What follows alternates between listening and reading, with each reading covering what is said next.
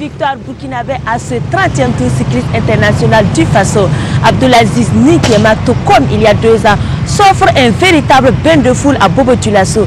Cette 7e étape a également été bénéfique à l'Érythréen Simon Moussier qui chipe le maillot jaune à l'Allemand Benjamin Stauder. C'est parti pour le 7e numéro de votre magazine Vélozine. Bonsoir à tous, merci de nous rejoindre en direct de Bobo Dioulasso.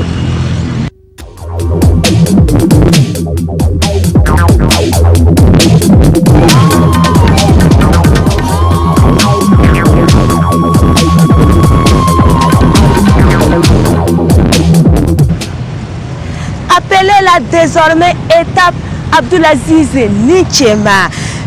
Bobo ou le triomphe de l'étalon blessé, le joueur a mis d'accord tout le monde en franchissant le premier la ligne d'arrivée longue de 120 km qui s'est couru donc de Banfora à Bobo Dioulasso. Il s'offre également un bain de foule au grand plaisir de tous les invités. Le maillot jaune passe lui de Benjamin Stauder à l'Érythréen Simon Moussier. Voici le point de l'étape du jour avec Jean-Modeste Ouedraogo qui a été émaillé, il faut le dire, de nombreuses difficultés. Le Burkina Faso du cyclisme retrouve enfin le sourire à cette 7e étape du Tour cycliste international. Abdulaziz Nikema, porté en triomphe, crée la sensation à Bobo Dioulasso en signant la première victoire d'étape burkinabé. Gagner l'étape à Bobo, c'est vraiment important pour nous parce que vous voyez que la population bobolais est vraiment contente de nous parce qu'à chaque fois on gagne ici. Donc on a essayé de leur donner encore le moral pour les faire savoir qu'on peut gagner. Et puis donc sincèrement l'objectif est fait. Je remercie beaucoup toute l'équipe qui ont fait un sacré boulot et à l'encadrement. La situation était pourtant moins reluisante avant cette 7e étape Banfora Bobo Dioulasso, longue de 120 km. Comme il fallait s'y attendre, la caravane a marqué une minute de silence à Banfora, ville natale de l'international burkinabé. Gardien de but, Abdoulaye Soulama, décédé le 29 octobre dernier. Puis c'est au tour des autorités politiques et administratives de lancer les 80 coureurs et direction Bobo Dioulasso. À peine le départ réel lancé que des coureurs tentent des attaques. La vive réaction du peloton refroidit les ardeurs des fuyards. Le peloton très étiré amorce la montée des collines de la cité sucrière de Banfora, mettant ainsi en relief les potentialités de la région. Devant, les tractations aboutissent à une échappée de 17 coureurs. Parmi eux, des Burkinabés, des Érythréens et des Marocains. Ils commencent à s'éloigner du groupe maillot jaune à 25 secondes. Le Marocain Saladin Mraouni à la conquête du maillot rose des points chauds enlève le sprint de Toussiana suivi du Burkinabé Abdulaziz Nikema. Emmanuel Tsege est 3e. L'écart passe à 1 minute 10 et commence à inquiéter le peloton et les hommes de tête sont très redoutables, surtout Simon Moussier, 2e au classement général à 24 secondes du maillot jaune et Saladin Mraouni, 3e à 28 secondes du maillot jaune. À Penny, Abdulaziz Nikema prend la première place devant Saladin Mraouni, Simon Moussier est 3e. Ce 2e point chaud de la journée donne déjà des indications sur les ambitions des 3 coureurs. Derrière, le peloton peine à trouver du rythme. Les Allemands sont absents et laissent le soin à la Côte d'Ivoire de conduire le navire. L'écart monte jusqu'à 2 minutes 40 avant d'entamer l'entrée dans les artères de la ville de Sia, Bobo Dioulasso. Là, un circuit fermé de 10 km à parcourir 3 fois attend les forçats de la route. Au premier passage, le groupe de tête se trompe de circuit et oblige le président du jury à neutraliser la course avant de reprendre. Une reprise bien négociée par Abdulaziz Nikema qui lance le sprint dans les 500 derniers mètres. L'Érythrée est là, l'Érythrée, le Maroc, l'Érythrée, le Maroc, le sprint. Nous sommes à 200 mètres, 200 mètres, l'Érythrée, le Burkina, le Burkina, le Burkina. Le Burkina Faso. On a dépassé les 2 points chauds, donc l'objectif c'était maintenant de rouler. L'entraîneur nous a dit de rouler, donc j'ai essayé de rouler, j'ai dit à Mathias et puis les autres de rester dans les roues. Et à Arona d'attaquer dans les dernières minutes pour faire travailler les Érythréens qui ne roulaient pas.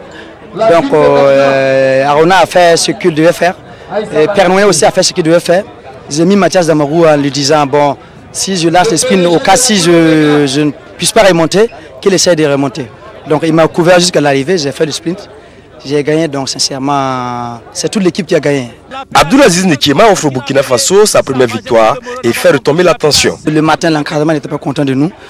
Et au vice-président Bakala, qui nous a dit qu'aujourd'hui, si on ne gagne pas l'étape, il ne va plus nous saluer. Donc on a essayé de le faire, de lui donner le moral parce qu'il se bat pour nous. Et au président de la fédération qui n'était pas content de nous parce que depuis on n'a pas gagné d'étape pour lui. Donc on a gagné pour le faire savoir qu'on peut, que la préparation qu'on a eu à faire 2 mois en Bretagne n'était pas cadeau.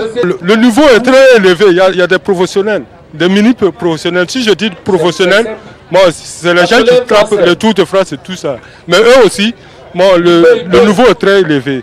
C'est pour ça qu'il fait la beauté de ce tour. Le Marocain Saladin Mraouni est deuxième, suivi de Simon Musi qui arrache le maillot jaune sur les épaules de l'Allemand Benjamin Stauder. I'm very glad, happy. Okay. Je suis très content, mes coureurs ont été costauds aujourd'hui. Ils ont bien roulé et je suis content. So, I'm happy.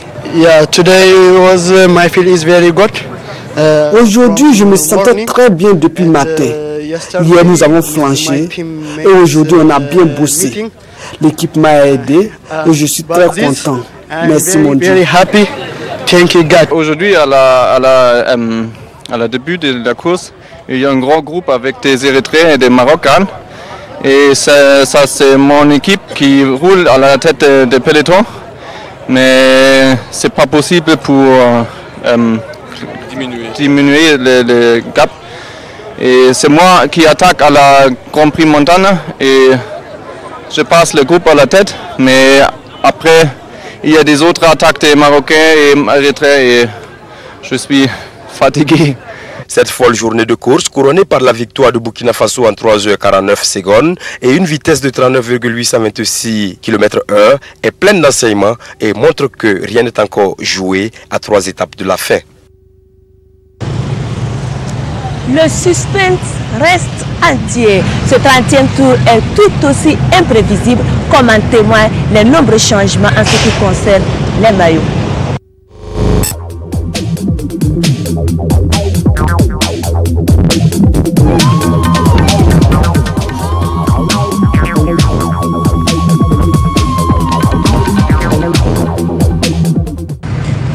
À l'issue de cette 7e étape à Banfora Bobo-Dioulasso, le nouveau roi de la route est Simon Moussier qui se taille de nombreux maillots. L'Allemand Benjamin Stauder se retrouve en vert et le Marocain Saladin Mraouni reprend le rose à Yacouba Yameogo.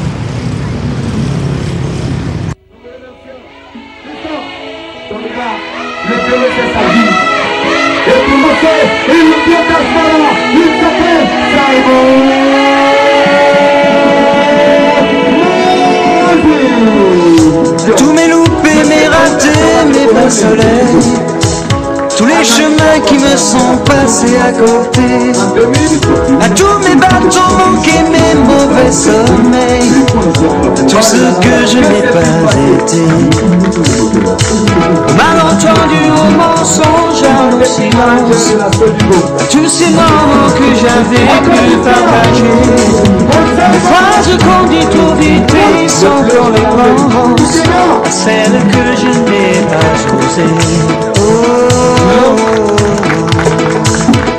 À nos actes manqués.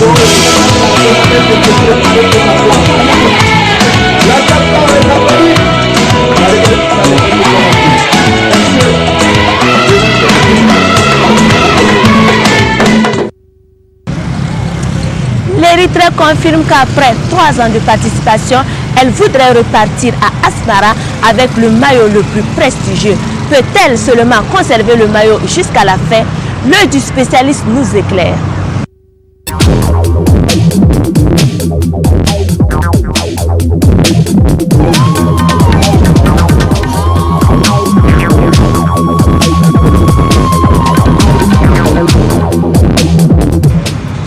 La bataille du maillot jaune est rude entre l'Érythrée et le Maroc avec le retour de Simon Moussier au premier plan. Le maillot est-il prié pour l'instant?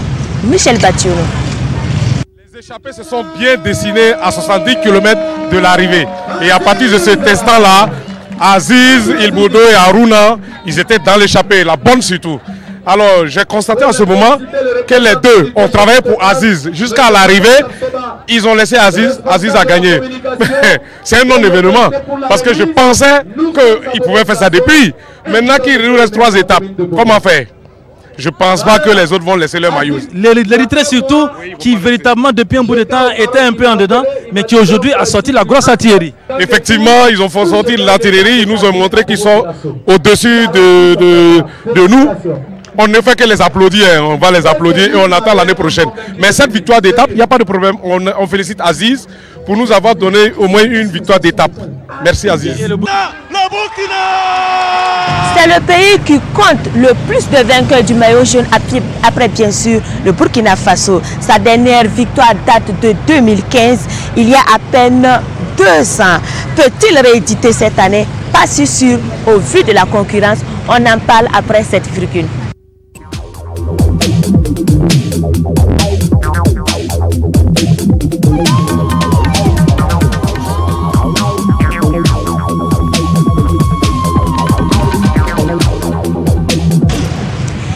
Il est reparti avec 4 maillots jaunes du Tour de Faso en 30 éditions. Toujours favoris avant l'entame, les cyclistes venus de l'Atlas n'ont pas peur des pistes du Faso. Véritables prédateurs, ces lions au croc bien aiguisés ont toujours de l'appétit. Mais cette fois, ils devront composer avec la Team Sembel venue de la Corne de l'Afrique.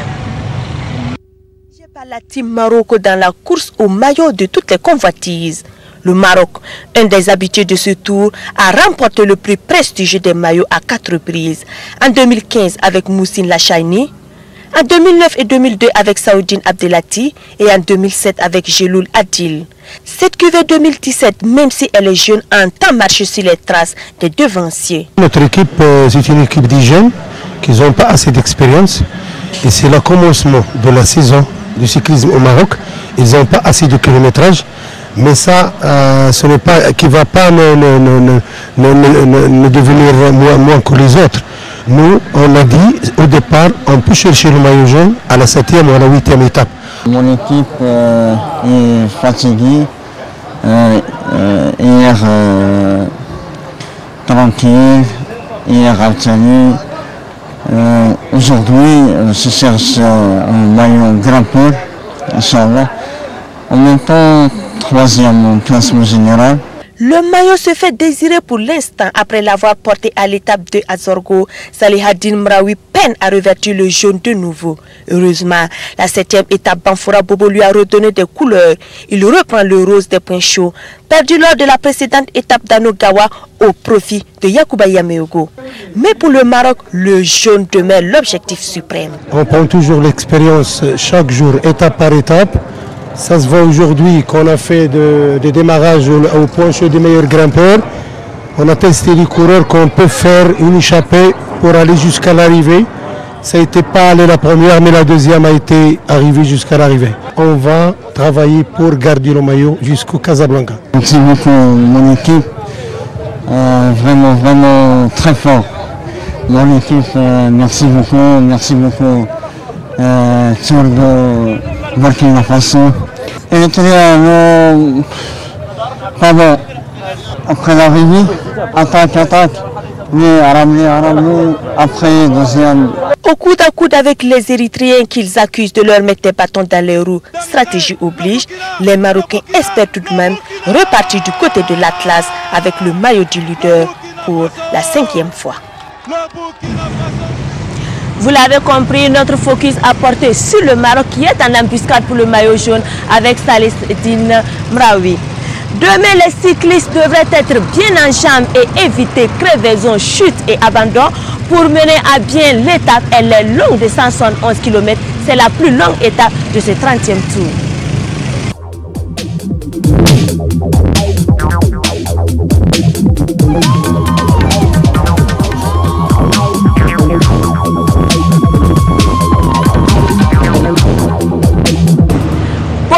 De Dougou, distant de 175 km, il faudra être endurant et performant sur l'axe. Cette 8e étape aura 3 sprints intermédiaires, Bekui, Kosso et Kari avant l'arrivée à la place Melongar de Dougou. Passons à présent à ces faits et gestes incontournables dans toute course cycliste.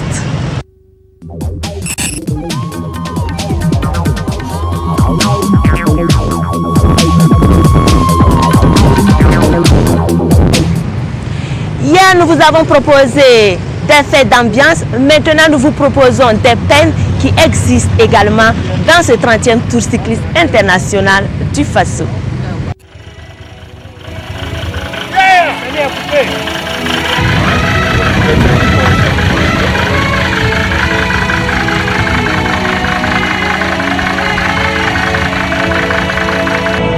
Aïra.